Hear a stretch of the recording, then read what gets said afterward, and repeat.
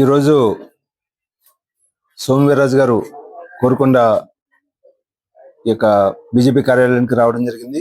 కారణం ఏంటంటే అటల్ బిహారీ వాజ్పేయి గారి యొక్క భారత ప్రీతమ నేత అటల్ బిహారీ వాజ్పేయి గారి యొక్క శత జయంతి సందర్భంగా రాష్ట్ర వ్యాప్తంగా అన్ని జిల్లా కేంద్రాల్లో కూడా ఆయన యొక్క విగ్రహాలు ఆవిష్కరణ జరుగుతూ ఉన్నాయి. మన 11వ తేదీ నుంచి 25వ తేదీ వరకు.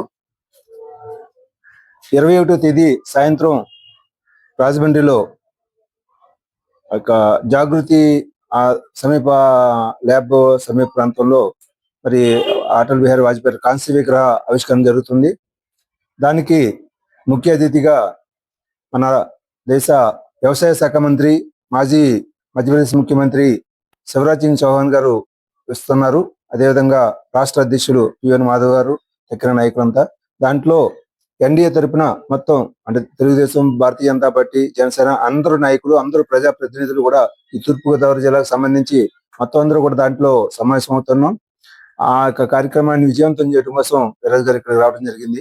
ఈ ప్రాంతం నుంచి కానీ కోరుకోండి నుంచి ఒక 10 బస్సులు మన కార్యకర్తలతోటి, అభిమానులతోటి వెళ్ళాలని నిర్ణయం చేసుకోవడం జరిగింది. అదేవిధంగా రాజానగరం, అదేవిధంగా సీతానగరం ఒక 20 బస్సులతోటి ఇక్కడ నుంచి మన కార్యకర్తలను కూడా తరలి వెళ్ళాలి. దానికైనా భావనతోటి ఆలోచన చేయడం జరిగింది. దానికి మన వీర్రాజు గారు, మన జిల్లా అధ్యక్షులు వికే నాగేంద్ర గారు, అందరం కూడా సమావేశం అవడం జరిగింది.